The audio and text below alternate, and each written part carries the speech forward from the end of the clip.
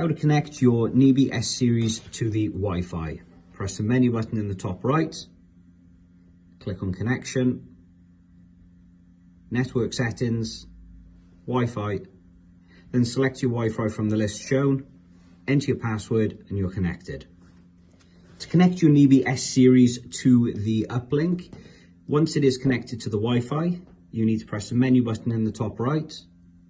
then click on connection, then go to My Uplink, request a new connection string, wait for the connection string to appear as it has, and then you go onto the app and register your unit and you're done.